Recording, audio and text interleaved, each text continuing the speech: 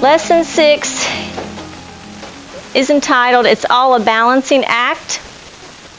So if you could look up here, when we are trying to get everything figured out, it is like a balancing act.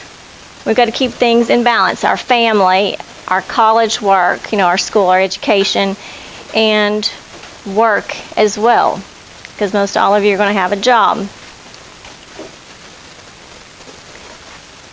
This quote by Henry David Thoreau is, "It's not enough to be busy, so are the ants." The question is, what are we busy about? You've seen the ants. They're always busy. They're hard workers. Those little critters can do a lot. The story of the Mexican fisherman. You may have heard this story before.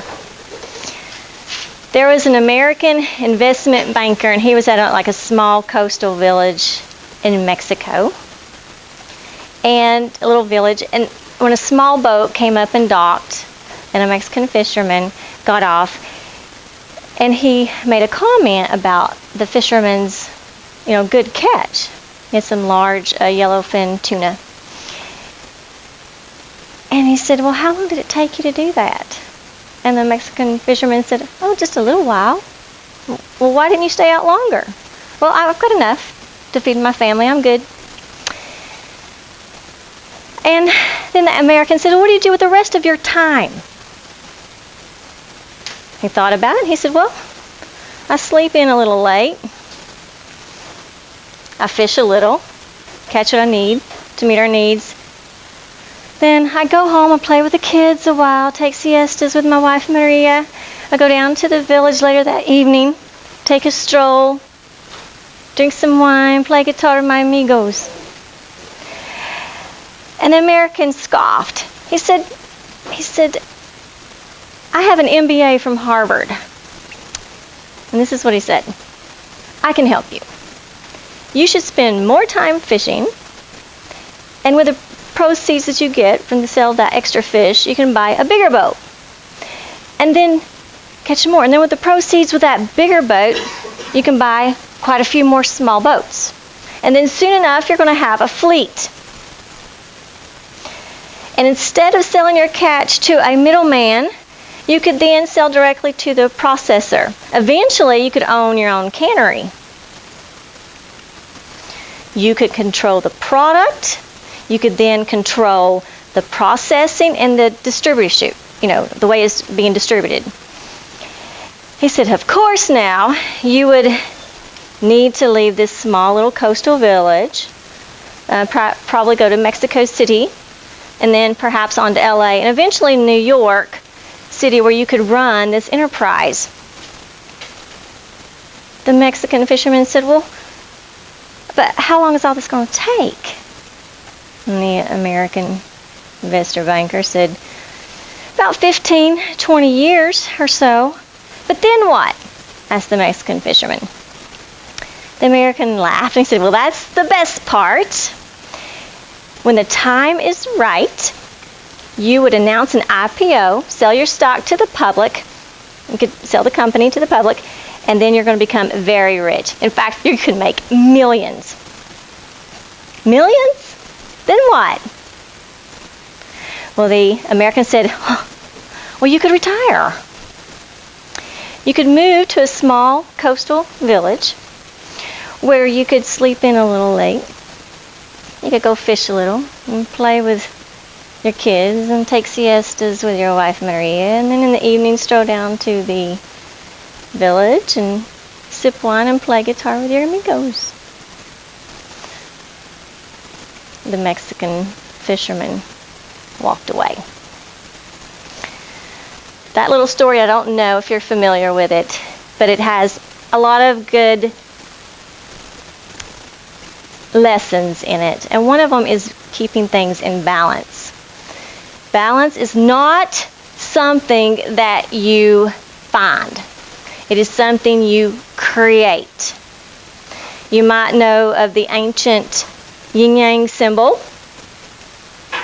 where it's a symbiotic harmony, balance, that if we keep everything, if we accept and embrace the dualities, that it brings harmony into our lives. In your college journey, there's like a huge shift to becoming self-reliant. We've talked before about becoming the decision maker, where you're in the driver's seat of your path, your journey, and you have to take on more responsibilities. Sometimes it's kind of like a playground seesaw teeter-totter. You know, if you go too high one side, the other side plummets, or vice versa. So just basically learning how to keep everything in balance in your life, from family, schoolwork, and then your job. So the question is, how do you keep this harmonic balance? It is very unrealistic to think that in creating balance, you're going to focus on one area more than the other to the point of extreme. Okay? But you have to make a conscientious effort that I am going to keep these things, my relationships, even yourself. You don't want to forget that either. Keeping just you, time for you, as well as with your family and others, as well as your academics and everything else that goes along with it.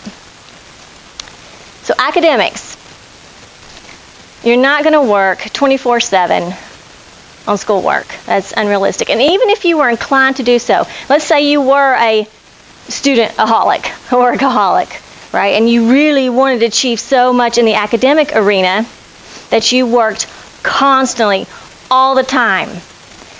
Well, that would be ill-advised because it would burn you out, and you really, in the long run, would not be very productive.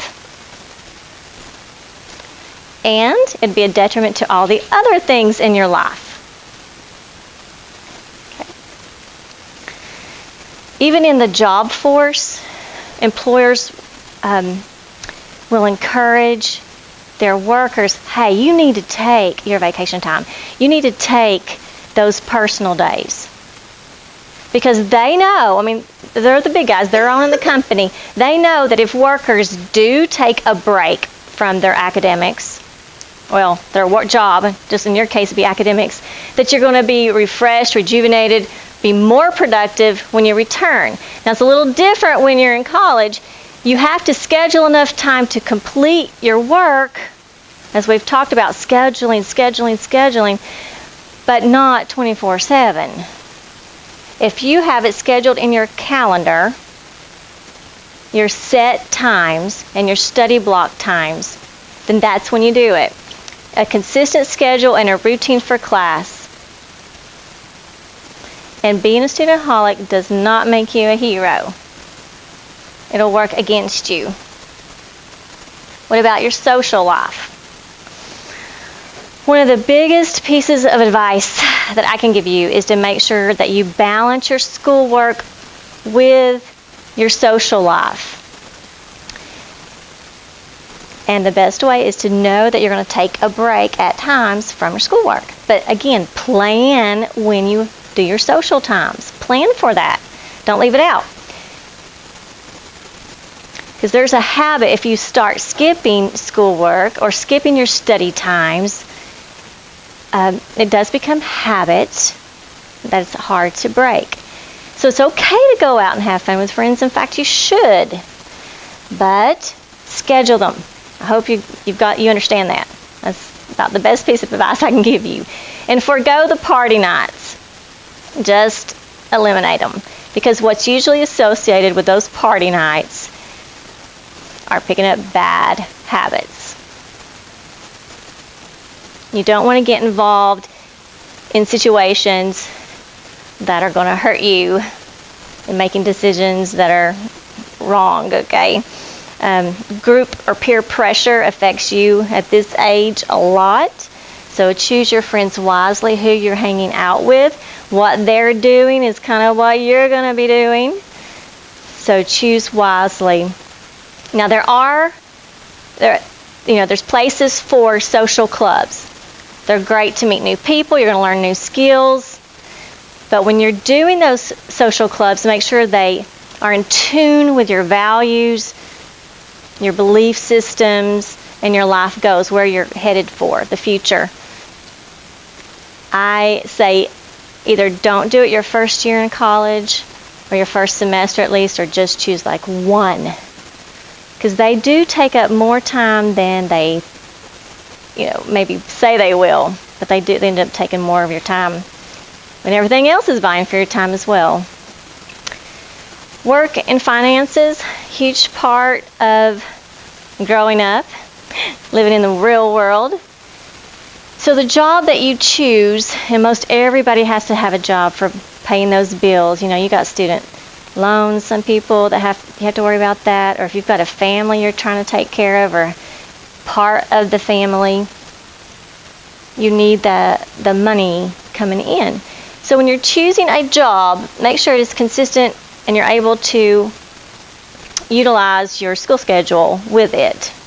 Okay, it's favorable to your school goals. And when you schedule the work time, your job time, you're going in for job, but you have to schedule time to get dressed or prepared for your job, whatever it is, and your travel. Those are two often, you forget about that.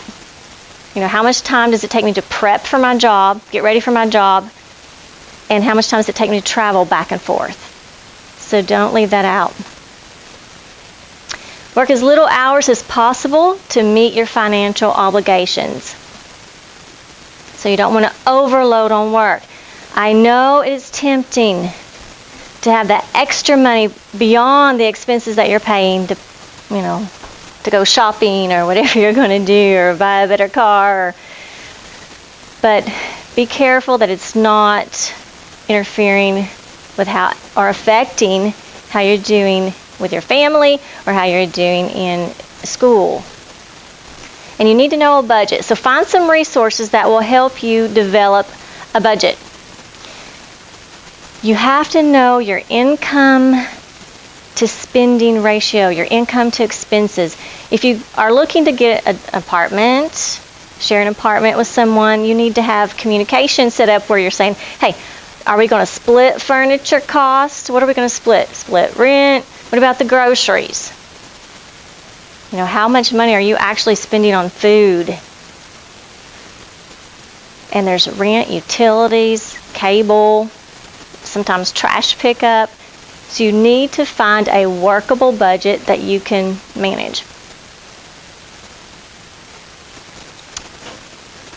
Then family, life, and relationships, the third part that I include in this keeping everything in balance, the family life. This includes the significant others in your areas of life. It's the core family or relationships close that you have with others. You don't want to leave them out. You need them and they need you. And you really do. You need to have those special, significant people in your life. They support you. Hopefully they do support your education goals. That's big. And what you can do to help them continue to support you, yet you include them, is they have to know that you have time for them too. You've got to schedule that time for your family. If they know that you're going to spend every Saturday with them, just hanging out and being with them, they're going to respect that. And they're going to let you work harder, Monday through Friday, and give you that space, give you that time that you need to work. But also include them, in your college stuff. Like they could look at your PowerPoint and edit it for you. Or over the dinner table, you could discuss what you learned in class. And just so include them as much as you can in what's going on, because they're curious, they want to know, they care about you. So include them as much as you can with what you're doing. Helps reinforce what you're learning, and maybe they can help you too. Like I said, they can help edit some of your work. And don't leave out yourself. I had to put this in here. In keeping everything in balance, don't forget you. You must take care of yourself. You know why? So you can take care of everything else. If you're not taking care of your health, your wellness, your stress, your attitude, then everything else is going to suffer in your life. So you have to make sure you're rewarding yourself too. I've told you before, I pick a day that's just for me. It's my time to refresh, rejuvenate, focus on my health, and do what I need to do for me so that I can be the best that I can be for my family and for my career. So don't leave that out. So in a quick summary, keeping everything in balance, we need to strive to maintain that harmonic balance between everything. And again, it's first of all knowing that you have to keep the balance, right? But then you take those actions to do so. Decide if social organizations are right for you. Plan positive activities with your friends. Evaluate the least number of hours that you can work and still pay off all your expenses and have a little bit of a cushion that you can save up. Develop a sensible working budget. How do you know, unless you've thought about it and written it out, how much you're spending and how much is going out? Money's coming in and money's going out. Are you keeping that in balance? How many of you in here, just show of hands, have done a budget? Okay. You want to keep that budget, and that budget is not it's a moving thing. So if more money comes in or more expenses, you need to adjust it as you need to. Family is a top priority in life. Don't leave them out. Plan a schedule that will help you to maintain that balance with them, and they know that you're there for them too. And don't forget, always find time to take care of you so that you can balance everything else. Too much of anything in life can throw us off what? Balance. At the same time, too little of the important things can do the same thing. Remember the story of the Mexican fisherman. Love that story.